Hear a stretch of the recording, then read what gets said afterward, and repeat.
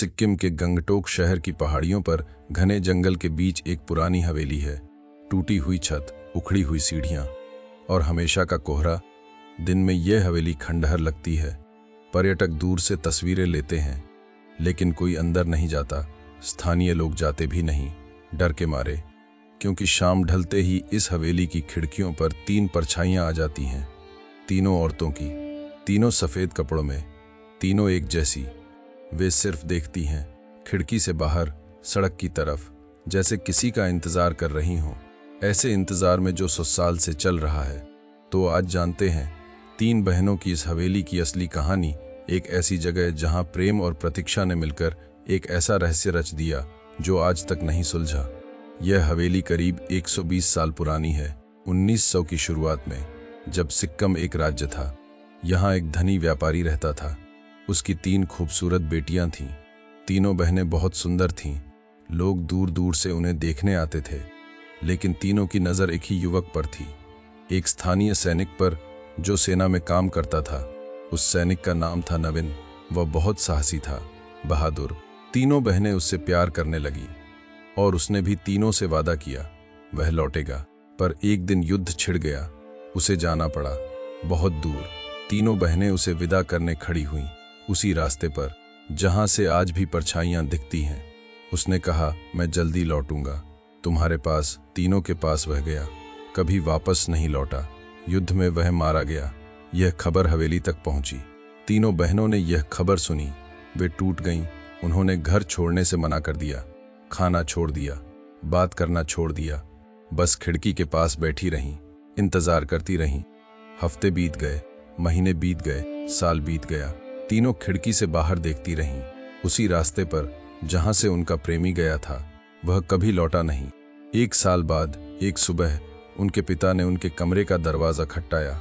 कोई जवाब नहीं आया। उसने दरवाज़ा खोला। तीनों एक साथ बैठी थीं, खिड़की के पास, एक जैसी मुद्रा में। तीनों का शरीर ठंडा था, उनमें से किसी में भी दम नहीं था। वे चली गई थीं, एक साथ, एक ही रात में, एक ही सोच के साथ, हम उसका इंतज़ार करेंगी हमेशा। लोगों ने उनका अंतिम संस्कार किया। हवेली बंद कर दी गई। परिवार चला गया। अब कोई वहां नहीं रहता था, लेकिन वे तीनों वहीं रह गईं। पहले कुछ सालों तक कुछ नहीं हुआ। फिर धीरे धीरे लोगों ने देखा, उसी खिड़की पर 3 परछाइयां वापस आ गई थीं, जैसे कभी गई ही न हो। सबसे पहले यह दृश्य एक स्थानीय चरवाहे ने देखा। वह अपनी भेड़ें लेकर रात में उसी रास्ते से गुजरा।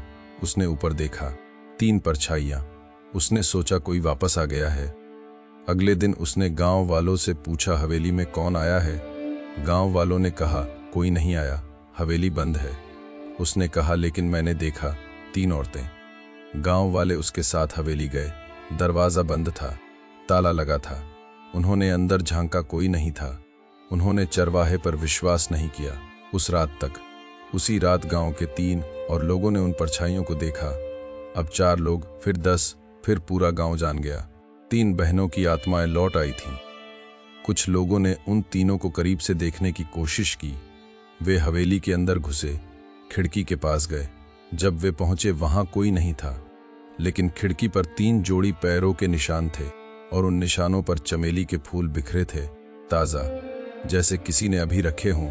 लेकिन हवेली में कोई नहीं था, और चमेली का मौसम भी नहीं था। हवेली के बारे में एक और कहानी है, तीनों बहनों के कमरे की। कहा जाता है कि उस कमरे में कभी धूल नहीं जमती, चाहे कोई साफ करे या न करे। फर्श हमेशा साफ रहता है। कुछ लोगों का मानना है कि तीनों बहनें अब भी उस कमरे में रहती हैं। वे रात में बातें करती हैं, हंसती हैं, गाने गाती हैं। जो कोई सुनना चाहे वह सुन सकता है, अगर हिम्मत हो। एक बार एक रिसर्चर ने 3 बहनों की हवेली में ऑडियो रिकॉर्डिंग की। उसने रात भर रिकॉर्डर चालू रखा। सुबह उसने रिकॉर्डिंग सुनी। उसमें 3 औरतों की बातें थीं, एक सिक्किमी भाषा में। वह भाषा अब बोली भी नहीं जाती। उसने उस भाषा को समझने के लिए एक बुजुर्ग से मदद मांगी। बुजुर्ग ने कहा, यह तो 100 साल पुरानी सिक्किमी है। यह कह रही हैं वो आज रात आएगा, लेकिन वो कभी नहीं आता। हर रात तीनों बहनें यही कहती हैं, आज रात आएगा, और हर सुबह कल आएगा। यह चक्र 100 साल से चल रहा है। आज भी उस हवेली के आसपास रात के समय कोई नहीं रुकता। टैक्सी वाले उस रास्ते से बचते हैं, स्कूल बसें दूसरा रास्ता लेती हैं। यहाँ तक कि पुलिस भी रात को वहाँ गश्त नहीं करती। एक बार एक पर्यटक ने जिद की मुझे वह हवेली रात में देखनी है। टैक्सी वाले ने उसे उतार दिया। कहा, सर आप चाहें तो जाइए, मैं यहाँ से 200 मीटर दूर रुकूंगा। पर्यटक हवेली के पास पहुंचा। उसने ऊपर देखा, तीनों खिड़कियों में परछाइयां थीं।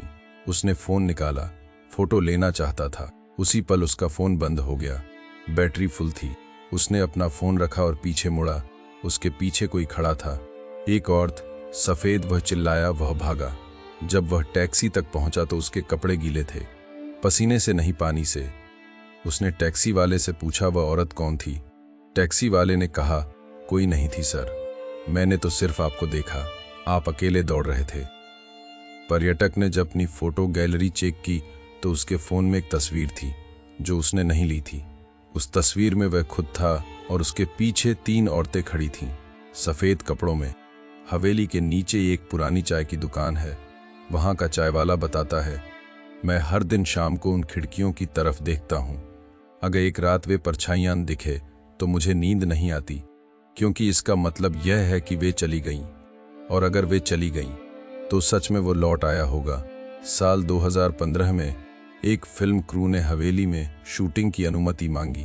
स्थानीय प्रशासन ने मना कर दिया। कहा, हमने आपको चेतावनी दी है, जो होगा आप जिम्मेदार होंगे। क्रू ने रात में चुपके से शूटिंग करने का फैसला किया।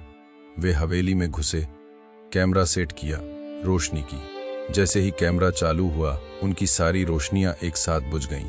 पूरी हवेली में अंधेरा। जब उन्होंने अपनी टॉर्च जलाई तो देखा कि वे उसी कमरे में थे जहां तीनों बहनों की मौत हुई थी, और उनके सामने 3 कुर्सियां थीं जो पहले नहीं थीं। उन कुर्सियों पर 3 गीली जगहें थीं, जैसे कोई अभी उठकर गया हो। क्रू ने शूटिंग रोकी और भाग गया। उनकी रिकॉर्डिंग में जब वापस देखा तो उसमें 3 औरतें कैद थीं। वे कैमरे की तरफ देख रही थीं, मुस्कुरा रही थीं। वह फुटेज आज भी किसी ने नहीं देखी, उसे डिलीट कर दिया गया। हवेली के पास एक चर्च भी है। वहां के पादरी बताते हैं, कई बार हमने रात में गाना सुना है, 3 आवाजों में एक साथ। बहुत मीठा गाना, लेकिन दुखी, बहुत दुखी। वैज्ञानिक क्या कहते हैं? कुछ कहते हैं यह ऑप्टिकल इल्यूजन है, कुछ कहते हैं यह स्थानीय लोगों की कल्पना है।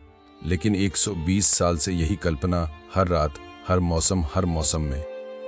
तो क्या आपको लगता है कि तीनों बहनें अब भी वहां हैं? क्या प्रेम सच में मौत के बाद भी जीवित रहता है? हमें कमेंट में बताएं। अगर आपको यह कहानी पसंद आई तो लाइक और शेयर करें।